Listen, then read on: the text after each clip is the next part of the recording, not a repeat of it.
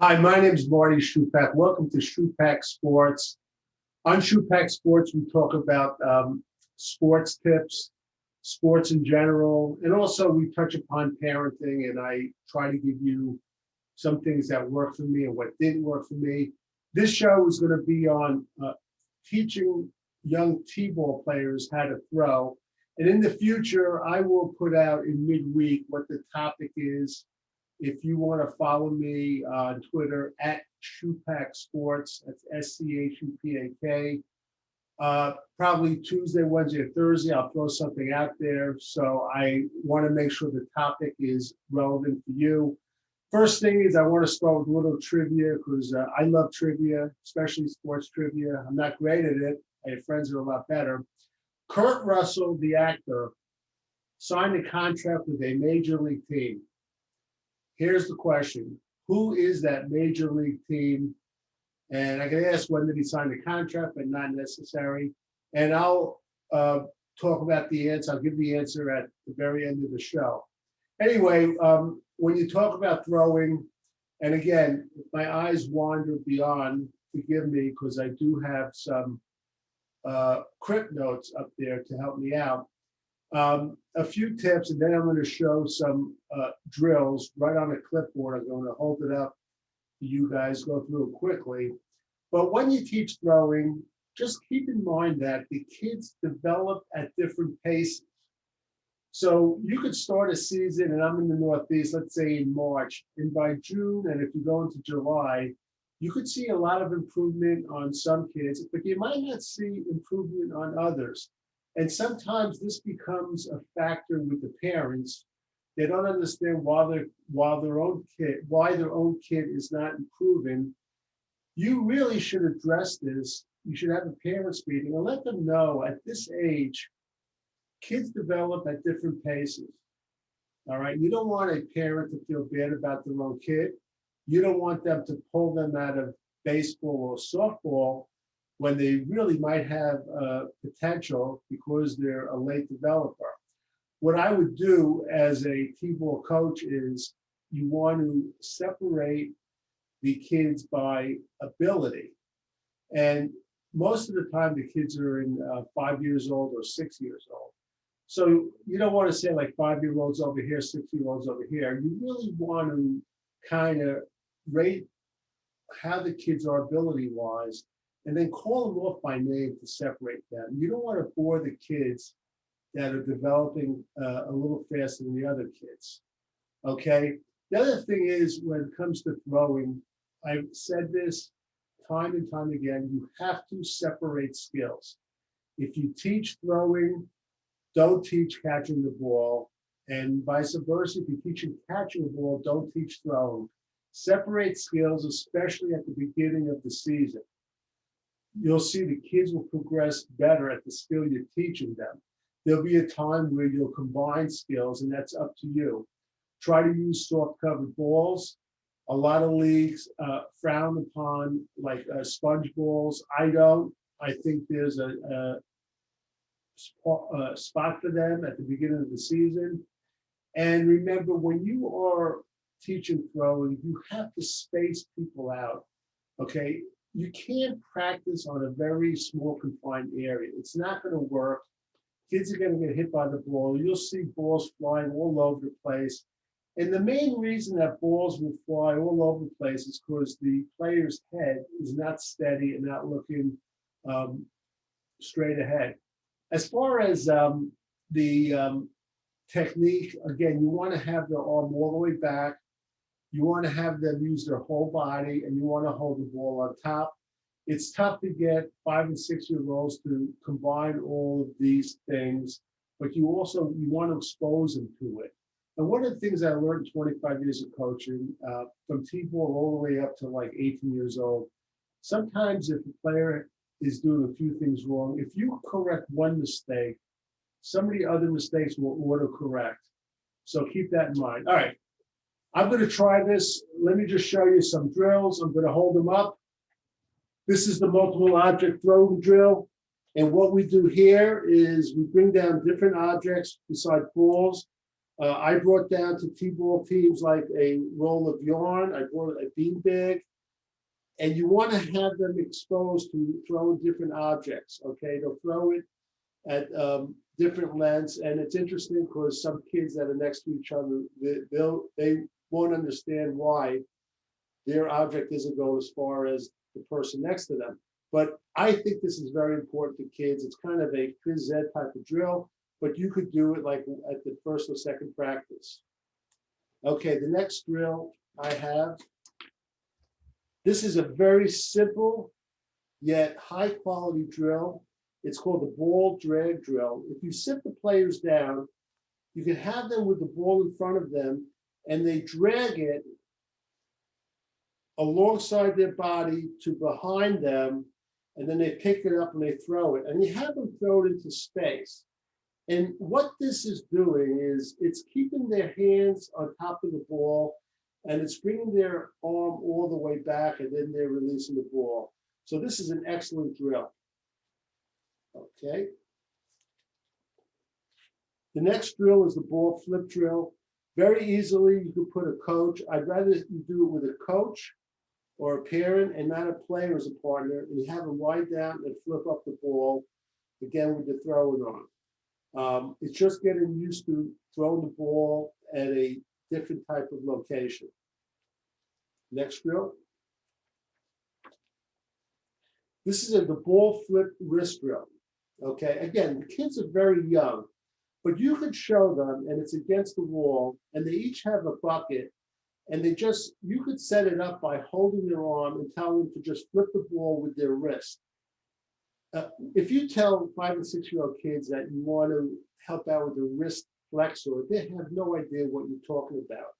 But if you show them and have them do it, it'll have a better effect, and at least they're exposed to it. Now, one of the things I tell all coaches, and when I used to do coaches clinics, I said this: if you have any extra money you have, put into baseballs. If they're young kids, you buy the soft covered balls. If the kids get older and you continue coaching, you buy hard balls. And I never left the field with less balls than I came with. I always combed the field. Could be 5, 10, 15 minutes after practice. I find every single ball. Okay, so that's the ball flip wrist drill. Next drill. Next drill is the forward flip wrist drill. And what you're doing, they're kneeling on the arm they're throwing. So if they're righty, they're on the right knee. If they're a lefty, on the left knee. And again, you have to set them up. You can't tell them, put your arm at a right angle. The 5 and 6-year-olds have no idea what you're talking about, but you put it as close to a right angle as you could. It does not have to be exact. And then they hold the bottom of their elbow and they flip it forward. It's a very good drill. Okay, again, all this we're separating and we are trying to do so if you put it all together, that they'll throw correctly. One of the things, and I neglected to say at the beginning, when kids are not throwing correctly at 11, 12, and 13 years old, it's fairly difficult to correct, though it's not impossible. So you want to try to do the best you could to give them the best techniques. Okay, the next drill. This is one of my favorites, and I just had tried this on a whim. It's called the bench throw drill.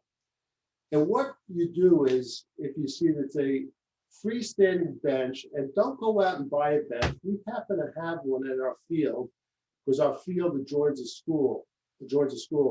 And what I tried was, I put a player on a bench, and I stood at the end of the bench. I told him to bring your arm down and throw me the ball. Now, this is very effective and it works because some of these kids, when you tell 5 and 6-year-olds to bring your arm all the way back, they'll think they're bringing it back, but they're really not.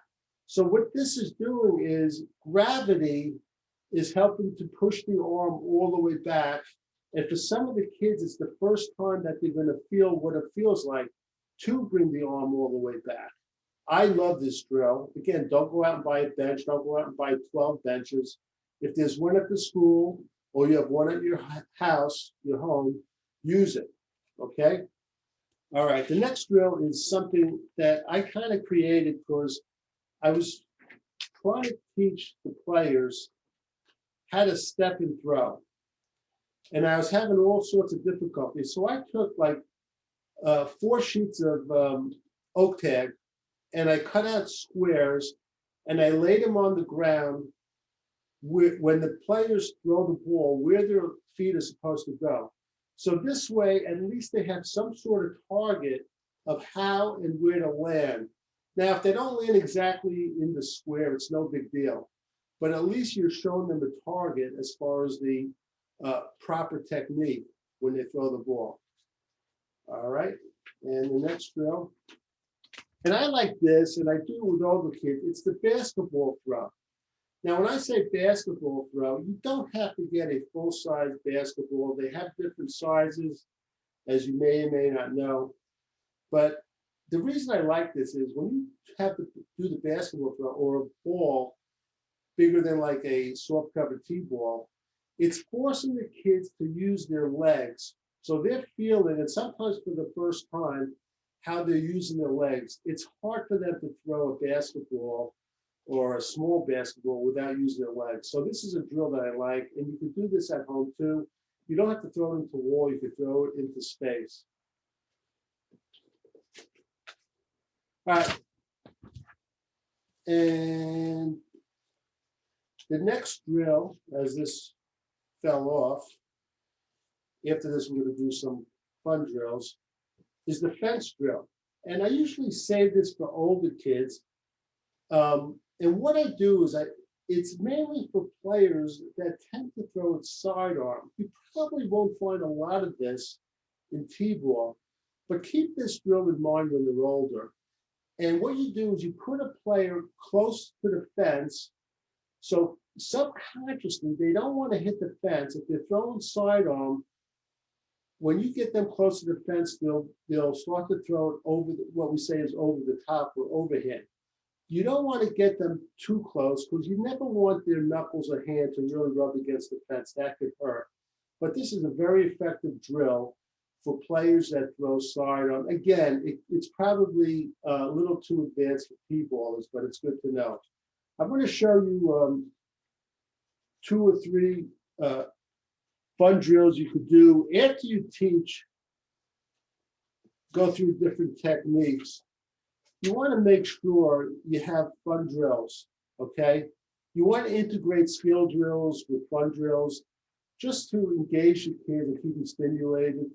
This is called knock down the box. And what you're doing is you're bringing like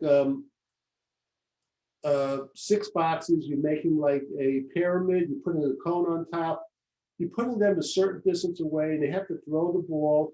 If they hit the box, it'll knock down, even with a soft covered T-ball. Kids love to do this. They love competition at the earliest age. Reward them with fun drills. This is one that really works. You don't have to load up a van with 100 boxes. You could bring like 12 boxes, set up 2 pyramids.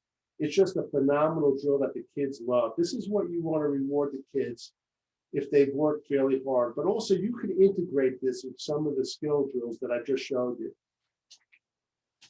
This is another fun drill. It's called clean the infield. And what you're doing is you're putting balls on each side of the infield, and you have 6 players on one side, 6 on the other. You have cones in the outfield. Okay, on the go command, the kids will run to their side.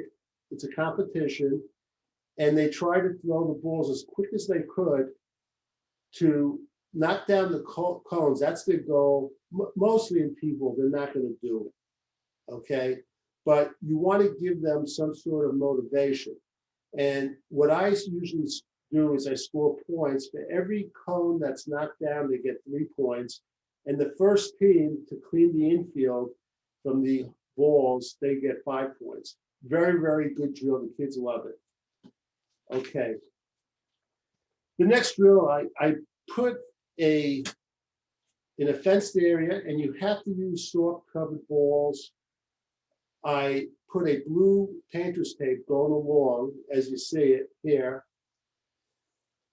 and the different lines, the kids will have the ball, and right before they throw it, I will yell either over or under. If they yell over, they have to throw the ball over the blue tape. If I yell under, they have to throw it under the blue tape. Difficult for T-ball kids, but again, they love competition, and you want to give them a drill like this.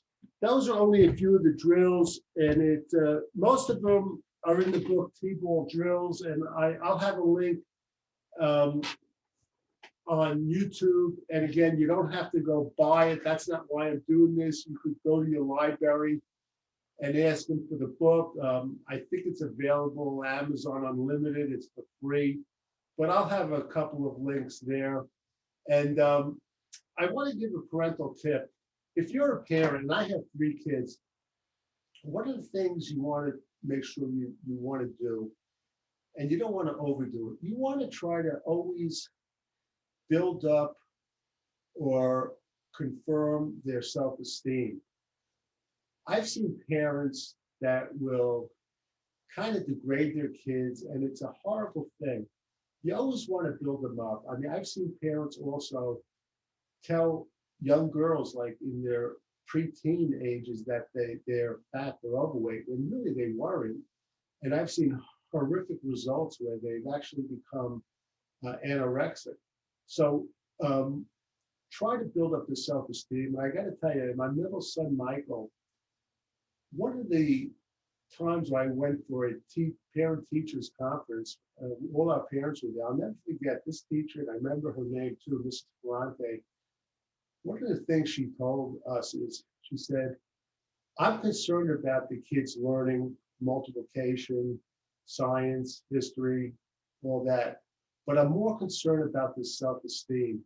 If I could have them leave this classroom feeling better about themselves than when they came in, then I feel like I've achieved a lot. And that stuck with my mind. So as parents, we have a tough job, and it is a job, and it's the most rewarding job you'll have. But with your kids, build up their self-esteem. Okay, now, let me just see what's next. All right, I just want to go through the answer to the trivia question was Kurt Russell, the actor. He actually signed a contract, and I actually have some information, with the California Angels. Okay, that's the team, and it makes sense. He's out in Hollywood, and apparently he's very talented. He signed it in 1971. He started as a second baseman in the minors. He played sparingly over the next 3 years, but he did really well when he played. He got as high as Double-A. He played in 109 minor league games, and he batted .293, 2 home runs, 41 RBIs. He had a very good on-base percentage of .380, and sadly, his shoulder injury prematurely ended his career. He's a phenomenal actor. My wife has had a crush on him since he was an actor for Disney, I guess when he was like 14 or 15. Listen, that's going to about wrap it up. I want to mention, I'm going to put a few links, and please follow me at Shupak Sports, SCHUPAK Sports. I add some tips and some other things involved in sports. I give some historical facts. I will come out, like I said at the beginning, with our next topic in the middle of the week, just so you know in advance. Please share this YouTube video. I'm trying to build up the channel. Again, I'm trying to keep the format free. I don't want to oversell anything for my products. The one thing I want to tell you, my videos used to be on Amazon Prime, and the 800-pound gorilla took them off after like 10 years. I don't know why. I'll put on a few links where you could see them. But that's about it. We're going to wrap it up. So for Shupak Sports, this has been Marty Shupak. And remember, there is a superstar in your house. Your kid is a superstar. We just have to find out in what activity he is that superstar. Until next time.